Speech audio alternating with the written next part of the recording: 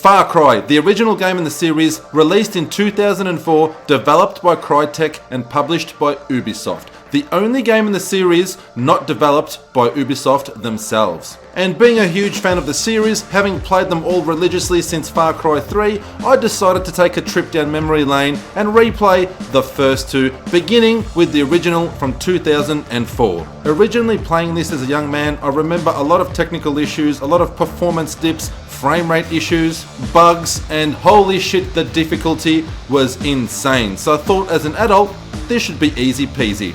Here is my review of Far Cry 17 years after its release. Let's begin with the story.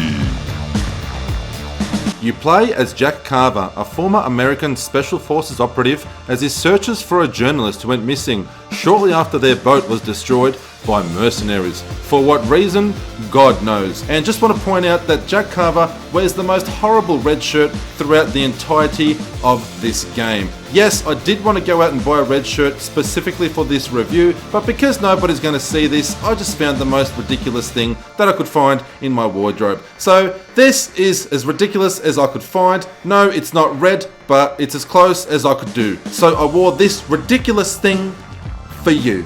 The story feels like a really terrible B-grade movie from the 1980s and 1990s. Jack explores the island and is continuously attacked by mercenaries until he discovers what they're actually guarding.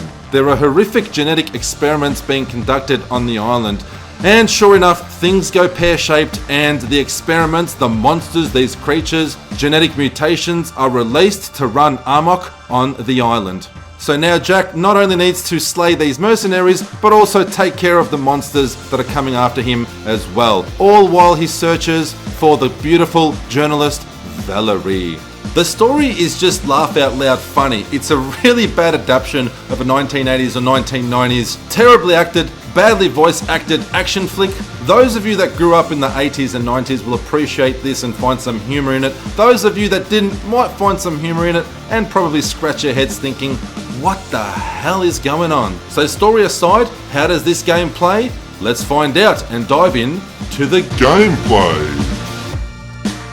The game actually shoots rather well. It's got the old school style of using a crosshair or a dot on your screen as opposed to the iron sights that most of the young kids will be used to these days. For me, I grew up playing shooters with a crosshair or a dot on the screen instead of iron sights, so I was quite used to this method. Some of the younger generation players out there may not like this way, and there is good news for you. You can download a mod that actually will add iron sights to the game. So all hope is not lost. If you cannot bear to play the game with the crosshair or the dot on the screen, where the weapon slightly zooms in and you don't actually get the iron sights, you can download a mod for this. I, however, played this with no mods whatsoever, just purely original.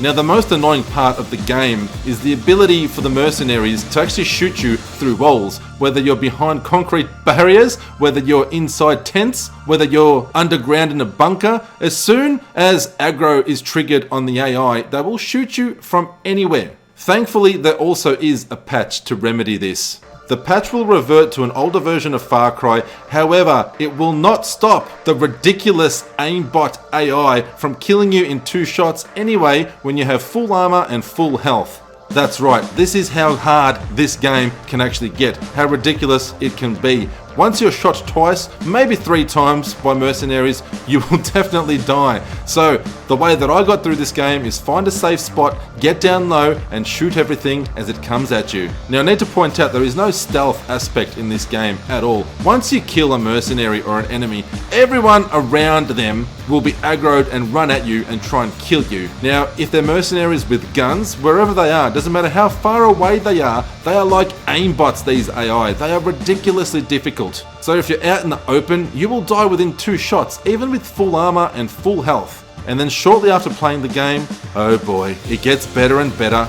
And guess what? Even more difficult when the genetic experiments, the mutations, the monsters are released. You thought the mercenaries were bad? These dudes are even worse. They will kill you in 1 shot or 2, even with full armor and full health. They'll jump and leap at you and come in massive hordes. The bigger enemies that actually shoot rockets at you will take 3 to 4 full clips of an assault rifle Even if you throw grenades at them, the grenades will not blow up these monsters, these bigger type monsters. They will just keep on coming. They take a ridiculous amount of damage, and towards the end of the game, they come in huge hordes of up to 10 at a time that you have to take out. My tip to take these genetic freaks out, the ones that will shoot rockets at you, take them out using your vehicles. Grab a vehicle and use the machine gun on the actual vehicle until it runs out, and then switch to your weapons. I simply kept my distance, got down low and shot enemies, killed them from a distance. Using vehicles whenever possible to conserve ammunition and also to deal some extra damage, particularly on those big mutated monster freaks that shoot rockets at you.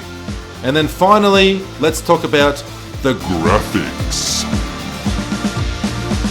Now, I remember building a high-end PC back in 2004, specifically just for this game. So I couldn't wait till it came out. I knew that I had the system requirements that were beyond the required requirements. You had minimum requirements and recommended requirements.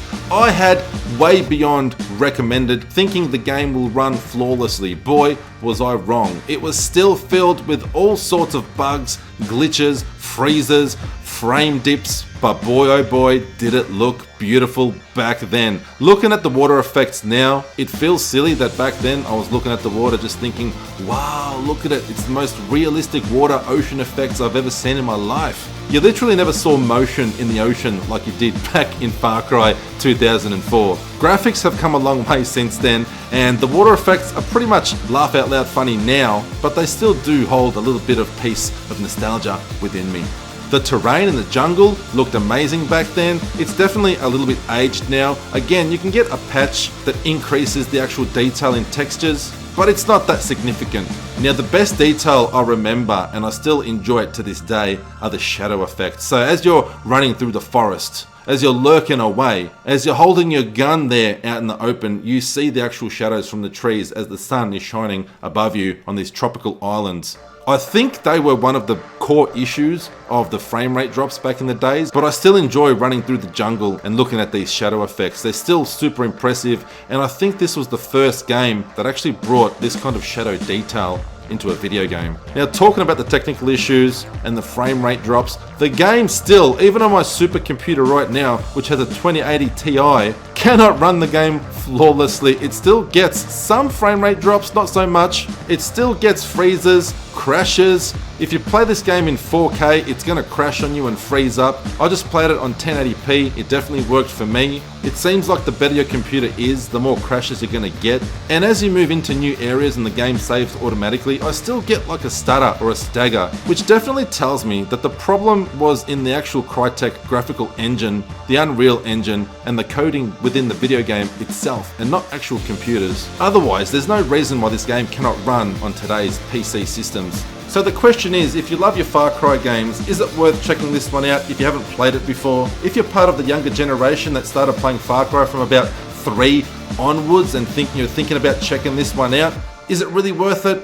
I don't really think so, unless you absolutely must know where it all began and you're ready for some frustrations in terms of difficulty and performance issues, crashes, stutters. If you can tolerate all that, then by all means, check this out, check out where it all began. It is actually quite nice going around looking at things that clearly influenced the later games. For all the older gamers out there that grew up when Far Cry actually came out, this is always a nice nostalgic trip checking this game out, remembering the ridiculous difficulty, how impressive the visuals were so long ago, but I really think playing it once is more than enough. For me, I will not go back to Far Cry. One playthrough is enough. So overall, what do I rate Far Cry? I'll have to give it a 6 out of 13. As far as today's standards go, it's a super frustrating game to play, still riddled with bugs, performance issues, glitches, crashes. The AI is ridiculous. They're like walking aimbots. As soon as they know that you're around, or as soon as you kill one enemy, everyone around will start shooting at you. The shooting through walls is the most frustrating thing that you'll probably experience in this game.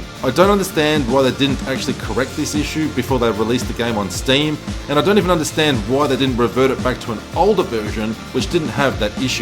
So in order to actually correct the issue yourself, you have to download a patch and apply it. Some of the old school players will definitely be upset with my lower score. I didn't have a very good time playing it. Towards the end, when it got ridiculously difficult, when hordes of enemies are just coming at you, almost being impossible to kill unless something bugs or glitches or they trap themselves in a corner somewhere. It is not fun by any means, but a lot of hardcore gamers appreciate the difficulty, and I totally get that. So old school gamers, feel free to replay this and get that nostalgia right back in you. For the new age gamers, you don't have to play this one to enjoy the entire series. I'd start from part 3. But totally up to you, I'm just here to offer my opinion. Now, we're moving to Far Cry 2. That review will be coming out real soon. Stay tuned to the channel as we power through the entire Far Cry series.